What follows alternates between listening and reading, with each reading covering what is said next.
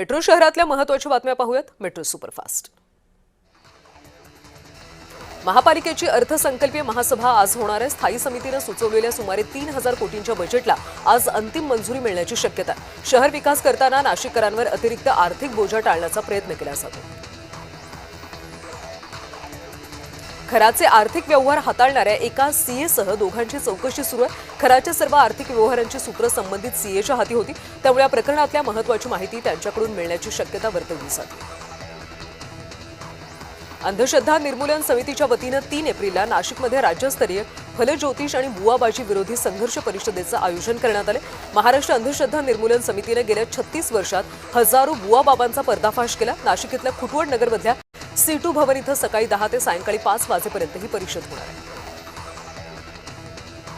राज्य मंडळाशी संलग्न असलेल्या प्राथमिक, माध्यमिक आणि उच्च माध्यमिक शाळांना 2 मे पासून उन्हाळी सुट्टी जाहीर करण्यात येणार आहे। 2026-27 या शैक्षणिक वर्षासाठी सर्व शाळा 15 जून पासून सुरू करण्याचे आदेश शिक्षण संचालनालयाने दिले। तपोवनमधल्या वृक्षतोडीचा वाद आता निर्णायक टप्प्यावर आहे। वृक्षतोडीच्या मुद्द्यावर प्रशासनाने समन्वय समितीची स्थापना केली। अमित ठाकरे समन्वय समितीत असणार आहेत। वृक्षतोडीवर अंतिम निर्णय समितीच्या अहवालानंतरच होणार आहे। प्रस्तावित वृक्षतोडीला पर्यावरण प्रेमींचा तीव्र विरोध आहे। संपूर्ण राज्यामध्ये आजपासून ढगाळ हवामान आणि दुपारनंतर वादळी पाऊस होईल असा अंदाज भारतीय हवामानशास्त्र विभागाने वर्तवला। प्रामुख्याने खानदेश, मराठवाडा, पश्चिम विदर्भ तसंच मध्य महाराष्ट्रातल्या घाट परिसरातल्या जिल्ह्यांमध्ये पाऊस आणि काही ठिकाणी गारपिटीची शक्यता आहे। नागपूरमध्ये बालाघाट इतवारी मेमू गाडी रुळावरून घसरली, मात्र वेग कमी असल्याने मोठा अपघात टळला। दक्षिण पूर्व मध्य पूर्व रेल्वेतल्या घटना कामठी कळमना दरम्यान घडली। रशियाच्या सायबेरियन फायर अँड रेस्क्यू अकादमीच्या उच्चस्तरीय शिष्टमंडळानं नागपूरच्या राष्ट्रीय अग्निशमन सेवा महाविद्यालयाला भेट दिली। शिष्टमंडळानं महाविद्यालयातले प्रयोगशाळा, संशोधन सुविधा आणि प्रशिक्षित पायाभूत सुविधांची पाहणी केली। यावेळी संयुक्त प्रशिक्षण कार्यक्रम, संशोधन आणि संभाव्य सहकार्याच्या क्षेत्रावर सविस्तर चर्चा झाली। एलपीजीच्या तुटवड्यामुळे कोळशाची मागणी आता वाढली आहे। वाढत्या मागणीमुळे कोळशाच्या दरात मोठी वाढ झाली। हॉटेल व्यावसायिकांकडून पर्यायी इंधनाचा सध्या वापर केला जातो। रामराया राम नावाचा दिव्य अनुभव देणारं नवगीत रसिकांच्या भेटीला आलं। या भजनाचं लेखन वर्षा राजेंद्र हुंजे यांनी केलं असून राष्ट्रीय पुरस्कार विजेती गायिका सावनी रवींद्र हिच्या मधुर आणि आत्मिक आवाजामुळे या गाण्याला विशेष उंची प्राप्त झाली।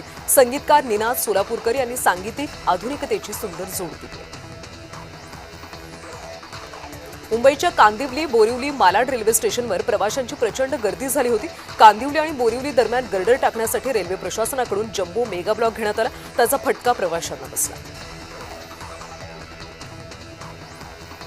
मुंबईमध्ये अंधेरी पूर्व विधानसभा क्षेत्र ड्रग्ज मुक्त करण्यासाठी शिवसेना आमदार मुरजी पटेल यांनी अनोखा उपक्रम सुरू केला।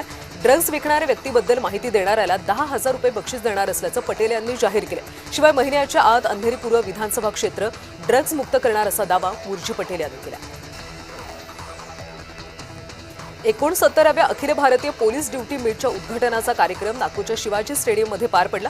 नागपूर शहर पोलीस मुख्यालय इथं आयोजित केलेल्या कार्यक्रमात मुख्यमंत्री देवेंद्र फडणवीस उपस्थित होते।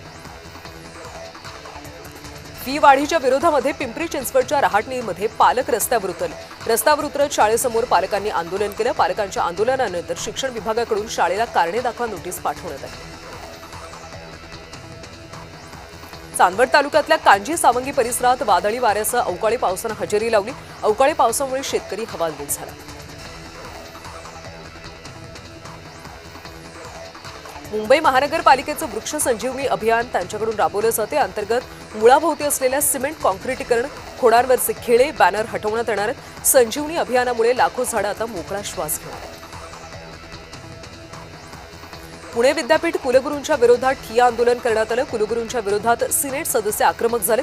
सागर वैद्य यांच्याकडून विद्यापीठात आंदोलन करण्यात आलं।